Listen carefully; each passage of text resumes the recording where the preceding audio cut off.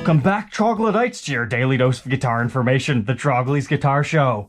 Today we're duking it out between the dealers. American Musical Supply versus Sweetwater. These are all actually brand new Guitar Day purchases, but what I've been getting a lot of business from recently is people that need help getting guitars overseas.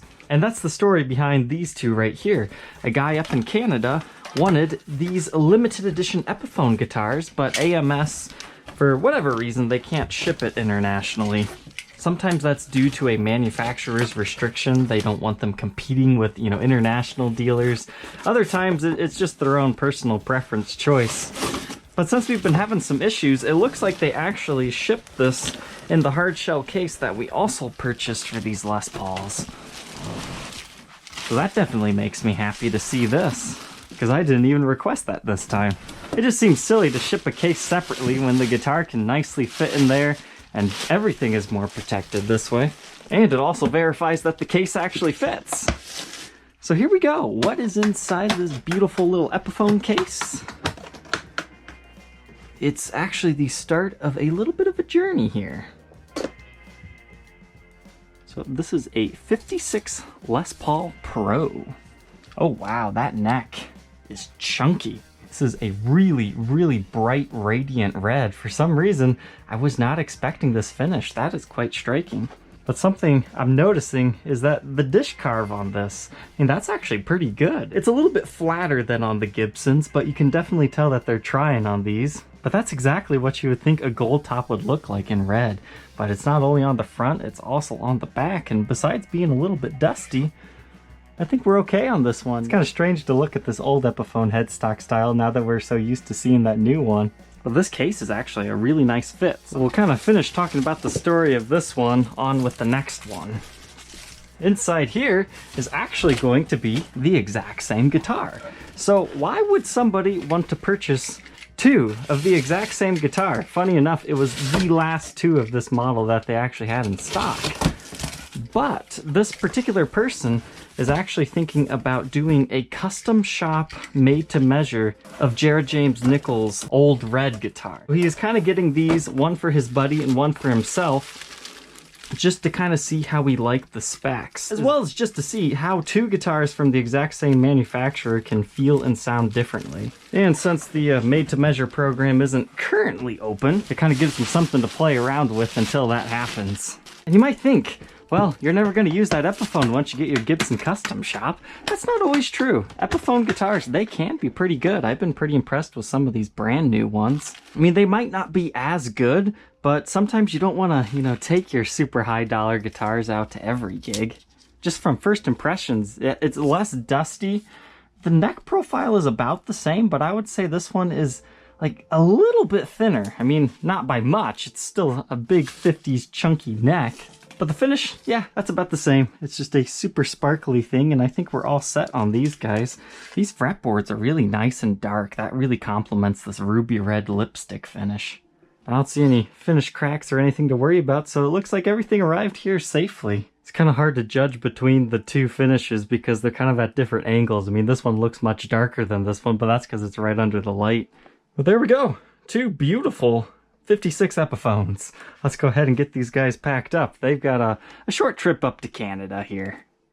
Now keep in mind, if you find something and you need help getting it into your country, there's still going to be VAT and duty taxes due on them. You're also going to have a reshipping fee. I mean, if you really want something, I can help you get it, but it's going to cost, considerably more than the asking price of those things. But if you really need it, yep, I'm your guy. I can help you there.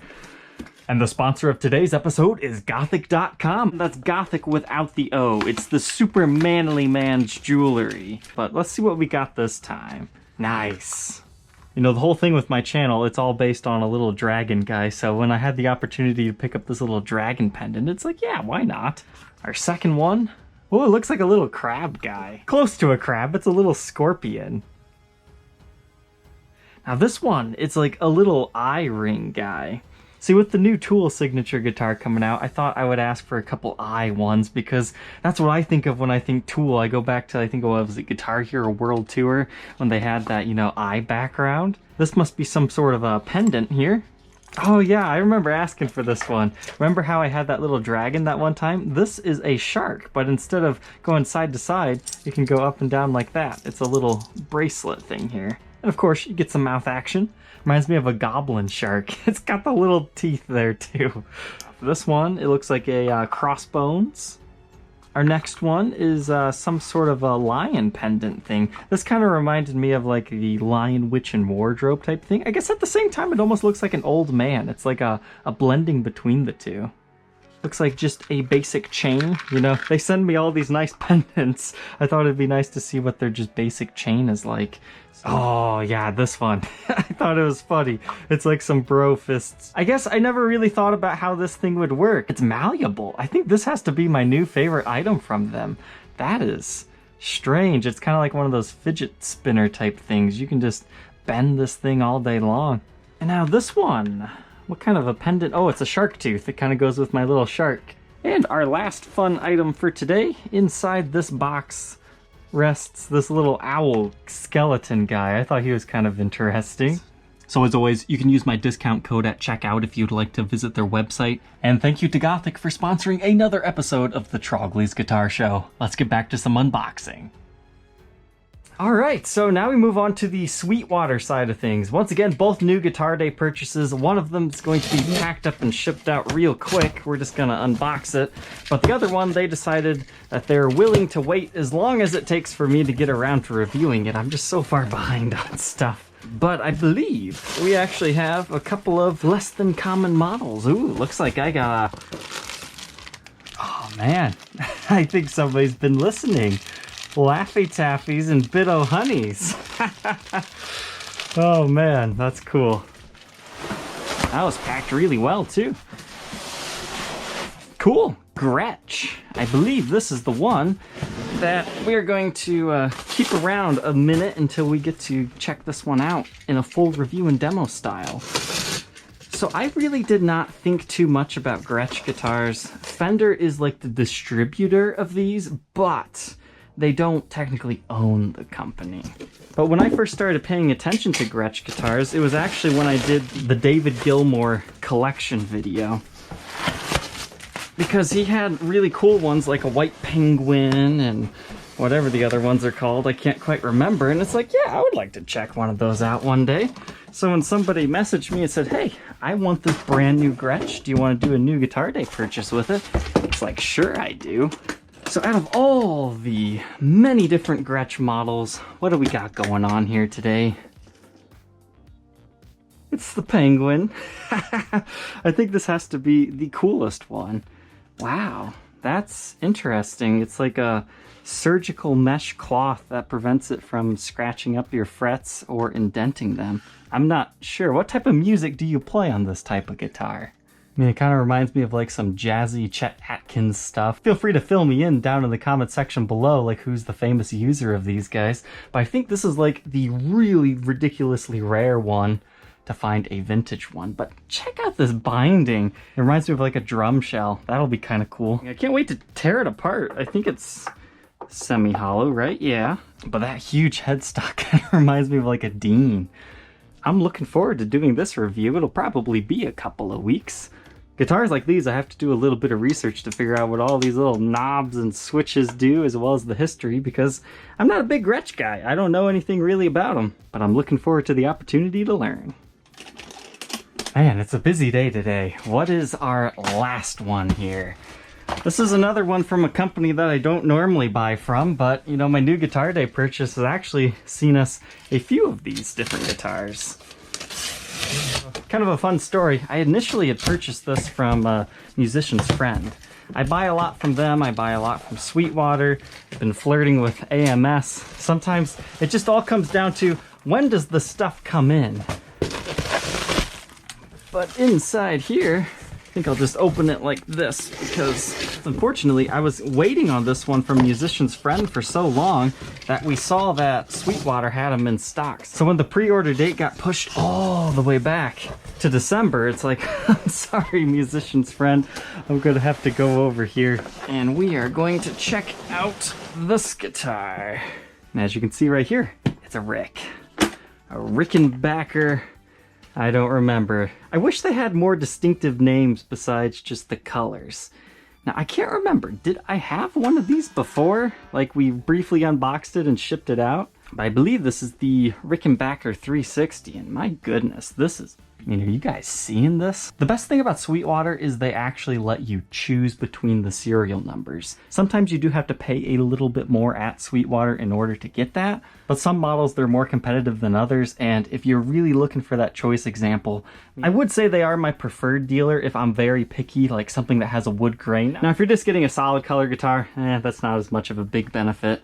But the three that they had, one was kind of a lighter color, and then there were two darker ones, but we eventually went with this one. I've got to say, in person, this thing is absolutely gorgeous. Like this fretboard, it's got that lacquer, but there's a lot of stuff going on here. Where is that? There's like a little knot in the wood right there. That's cool. Looks like we got that Rico sound blend thing here.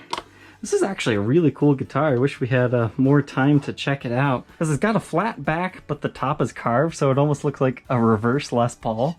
But I'm digging this color, the wood grain, the shininess. This was definitely a nice find for him. But check this out. The way that they've done this fretboard, it looks like they just channeled a little bit out right here, but then you can still see the fretboard right there. So it's like a second layer of binding. That is a really cool attribute right there. I'd love to see Gibson do something similar to that. That's cool.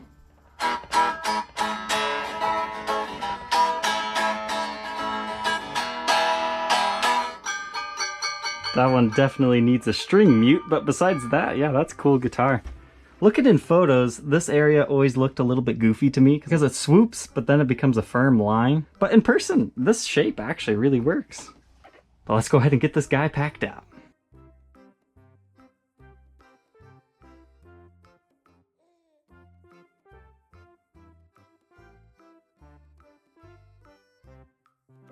And the only thing that we have to pack up this time is the Jimi Hendrix Gibson case.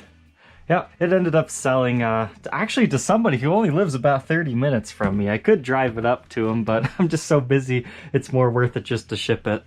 Seems kind of lazy, but let's go ahead and say goodbye to this one more time. I mean, it's a beautiful purple interior, but I had so many people message me say, oh, you're gonna hate that when you actually find the guitar and it doesn't have the case. And I also had a lot of people saying, those look like Photoshop renderings. And yes, they were, but they were like the official mock-ups by Gibson. That's what I was told. But I actually had somebody send me the actual photo of that guitar. And it does have this exact case. Now, they didn't tell me that I couldn't share it, but now that I know where it is, I think we might as well just, play that out for another day, because one day I will get that guitar. So yes, I do know where the prototype is, and who knows, maybe one day we'll get it on the channel. But as of right now, I only know of 2 of these cases, but this is the exact case that it would have came in. So let's go ahead and get it packed up for this savvy collector. Because, I mean, what else is he gonna do with this case? He can't fit anything else in it. Thank you, Troglodytes, for tuning in to this boxing unboxing episode. Don't forget to visit our sponsor, Gothic.com, and use code Trogly20 at checkout for 20% off. Thanks for watching, and take care.